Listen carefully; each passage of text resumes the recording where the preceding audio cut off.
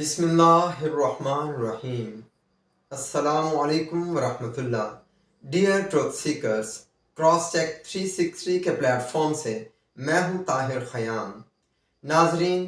ہمارے ویلاگز کی اس سیریز کا موضوع ہے قول اور فعل کا تضاد اور عمران خان،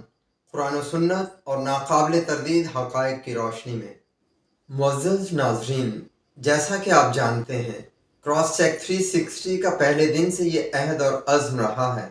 کہ ہم سنسنی اور جھوٹ پھیلانے کی بجائے صرف اور صرف سچ اور حقائق پر مبنی معلومات ہی اپنے ناظرین سے شیئر کریں گے، اور اس ضمن میں کسی بھی قسم کی سیاسی وابستگی یا ذاتی پسند ناپسند کو ہرگز آڑے نہیں آنے دیں گے۔ اور یوں ہم کراس چیک 360 کے موٹو ٹروتھ اونلی کے آئین مطابق انشاءاللہ تعالی آپ کو 100% درست معلومات دے کر معاشرے کو جھوٹ اور دجل و فریب کی آلودگی اور گندگی سے پاک کر کے سچائی کے چلن کو عام کرنے میں اپنا بھرپور کردار ادا کریں گے۔ تمام ناظرین سے گزارش ہے کہ حقائق اور پورا سچ جاننے کے لیے اس سیریز کے تمام ویلاگز کو شروع سے آخر تک بغور دیکھیں تاکہ آپ کی رسائی مکمل سچائی تک ممکن ہو پائے۔ قول اور فعل کا تضاد اور عمران خان، قرآن و سنت اور ناقابل تردید حقائق کی روشنی میں ویلاگز کی وہ سیریز ہے جس کے ہر ویلاگ میں ہم عمران خان کے صرف ایک تضاد پر قرآن و سنت اور حقائق کی روشنی میں بات کریں گے تاکہ زیر بحث تضاد کم سے کم تشنہ رہ پائے۔ ناظرین کرام، آج کے اس ویلاگ میں ہم عمران خان کے ریاست مدینہ کے دعوے کی اصلیت اور حقیقت کو جاننے کی کوشش کریں گے۔ اس حقیقت سے کون واقف نہیں کہ عمران خان وہ واحد شخص ہے جس نے پہلی بار اس ملک میں ریاست مدینہ کے قیام کا دعویٰ کیا، مگر ہم نے یہ بھی دیکھا کہ ریاست مدینہ کے اس دعوے دار نے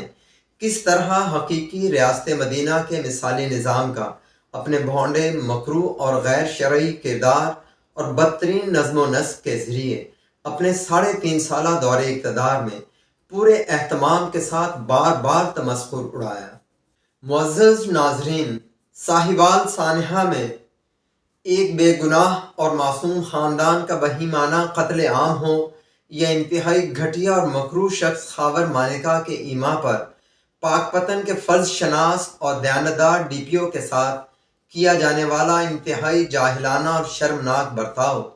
شیخ رشید جیسے اخلاق باختہ شخص کی وزارت داخلہ جیسے اہم اور حساس منصب پر تعیناتی ہو، یا بزدار جیسے نالائق کی پنجاب کے وزیر اعلیٰ کے طور پر سلیکشن،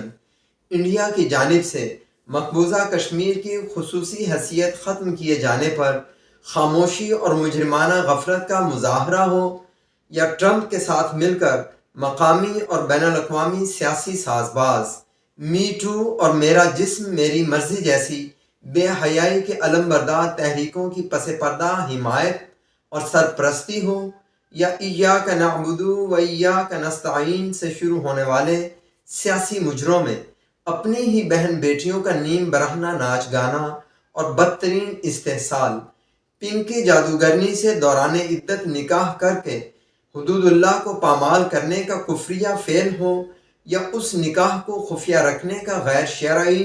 اور شیطانی عمل، توشہ خانہ کے اربوں روپے مالیت کے تحائف کی اونے پونے میں خرید و فروخت ہو، یا شوکت خانم کینسر ہاسپٹل کے صدقات و زکوٰۃ کی خرد برد اور ادھر ادھر انویسٹمنٹ، ہر محاذ پر ہم نے دیکھا کہ ریاست مدینہ کے اس جھوٹے دعوے دار کی طرف سے ریاست مدینہ کے بنیادی ڈھانچے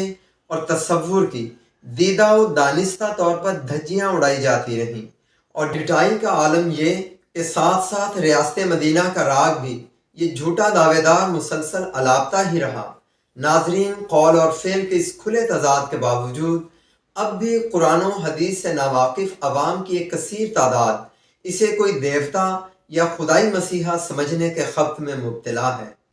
ناظرین، آپ سے التماس ہے کہ سچ اور حقائق سے آگہی کے اس سفر میں ہمارا ہم سفر بننے کے لیے کراس چیک 360 کے ویلاگز کو لائک کر کے شیئر ضرور کریں تاکہ دیے سے دیا جلنے کا عمل جاری و ساری رہ سکے۔